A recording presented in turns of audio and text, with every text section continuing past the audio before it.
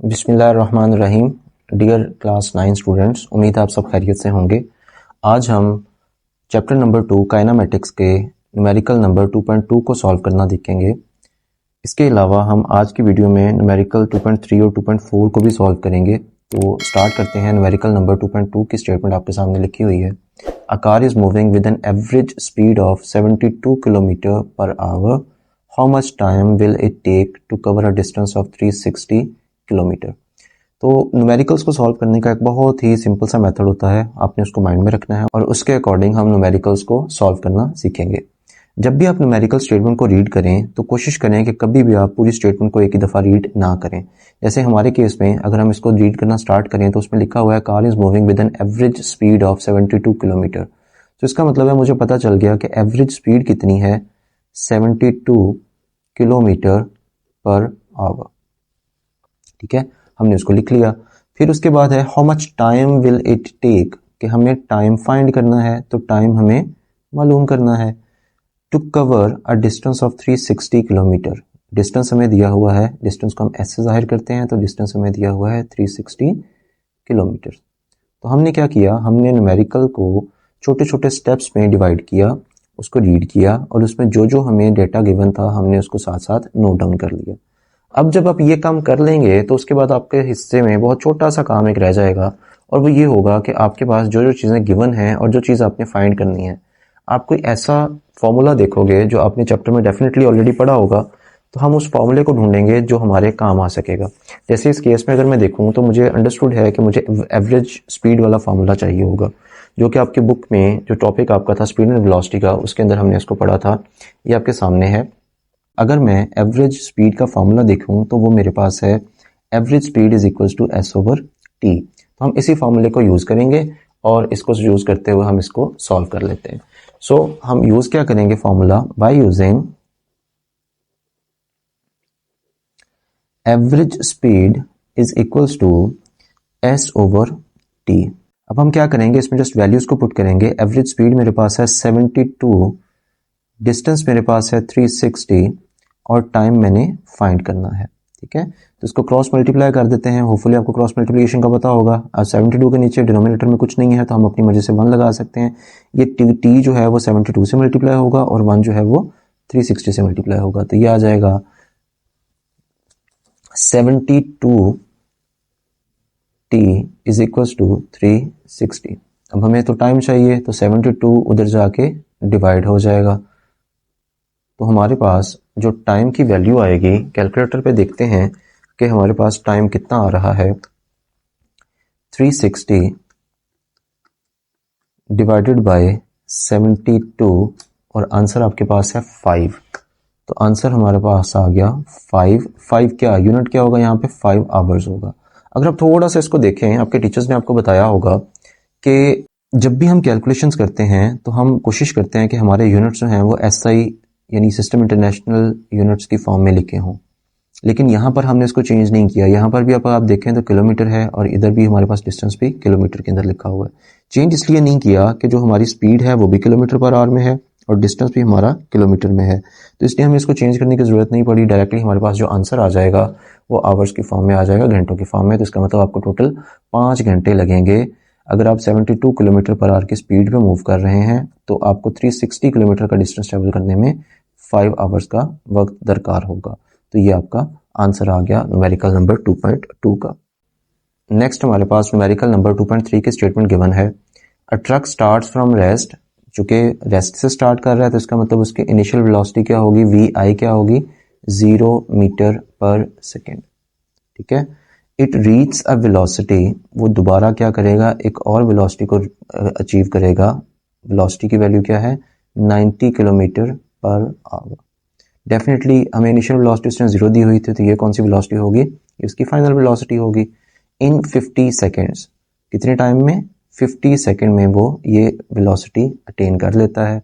Find its average acceleration, हमने acceleration find करना है और वो एवरेज एक्सेलरेशन की बात हो रही है, तो हमने एवरेज एक्सेलरेशन यहाँ पे फाइंड करना है। तो जरा इसको देख लेते हैं कि हम इसमें कौन सा फार्मूला यूज़ कर सकते हैं।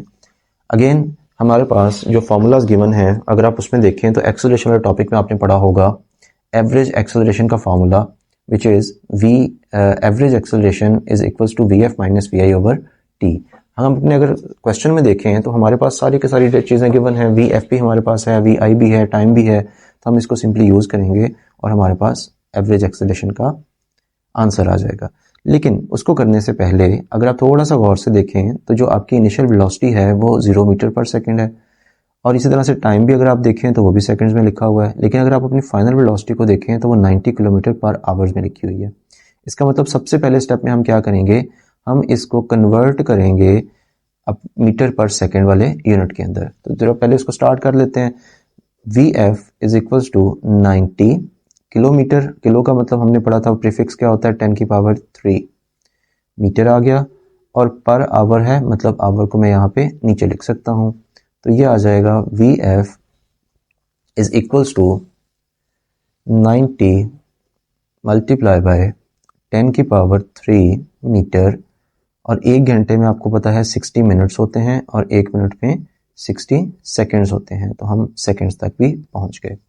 तो हमारे पास फाइनल वेलोसिटी का जो आंसर आएगा वो आएगा 90 मल्टीप्लाई बाय 10 की power 3 divided bye 60 multiply by 60 कितना होता है 3600, और यूनिट हमारे पास आ जाएगा metre per second.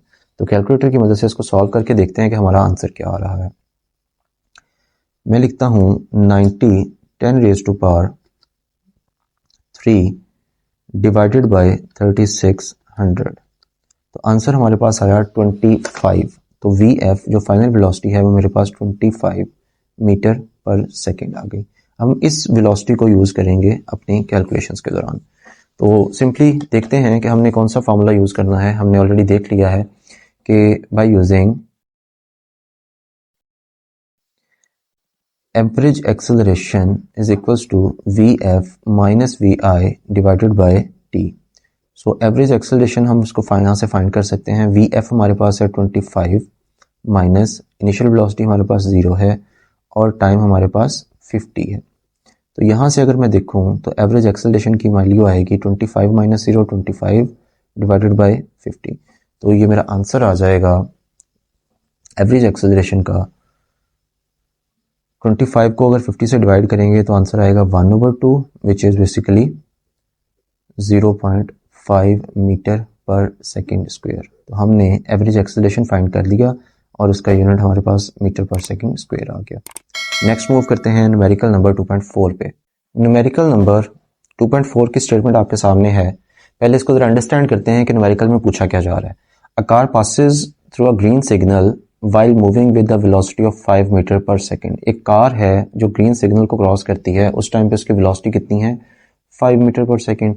It then accelerates to 1.5 metre per second square, then उसका एक्सेलरेशन कितना हो जाता है 1.5 metre per second square.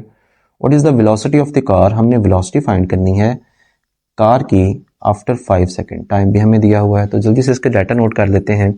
Start उसने किया a car passes through a green signal while moving with the velocity of 5 metre per second. तो इसका मतलब हमें उसने इनिशियल वेलोसिटी दी हुई है 5 metre per second. It then accelerates, उसका एक्सेलरेशन भी हमारे पास गिवन है which is 1.5 metre per second square. With what will be the velocity, हमने वेलोसिटी फाइंड करनी है, फाइनल वेलोसिटी फाइंड करनी है of the car after 5 seconds. तो हमने 5 सेकेंड के बाद बताना है कि उसकी वेलोसिटी कितनी हो जाएगी। तो टाइम हमें दिया हुआ है 5 सेकेंड। अगेन वही सिंपल सा फॉर्मूला यूज करेंगे बाय यूजिंग जो हमने पिछले न्यूमेरिकल में यूज किया था। एवरेज एक्सेलरेशन का जो फॉर्मूला है वो हमारे पास था V F minus V I divided by T. अब देखते हैं इसमें क्या क्या डाटा हमारे पास गिवन है। एक्सेलरेशन गिवन है तो वैल्यू लिख देते हैं इसकी 1.5, वी एफ हमने फाइंड करना है, माइनस वी आई हमारे पास दिया हुआ है 5, और इसी तरह से टाइम हमारे पास दिया हुआ है 5। तो हम इसको सॉल्व करते हैं, क्रॉस मल्टीप्लिकेशन कर लेते हैं कि ये 5 इस 1.5 से मल्टीप्लाई हो जाएगा, तो ये आ जाएगा 1.5 multiply by 5 is equals to V F minus 5। ठीक है, अब इसको सॉल्व कर लेते हैं। 1.5 मल्टीप्लाई बाय 5 और आंसर हमारे पास आ गया 7.5। इसका आंसर आया 7.5 is equals to V F minus 5। ये वी एफ के साथ यहाँ पे -5 है तो इक्वल की दूसरी साइड पे जाएगा तो ये हो जाएगा +5। तो हमारे पास फाइनल वेलोसिटी जो आएगी वो आएगी 7.5 + 5 हो जाएगा 12.5 मीटर पर सेकेंड। तो हमने फाइनल वेलोसिटी फाइंड कर ली, इसका आंसर 12.5 मीटर पर सेकेंड है।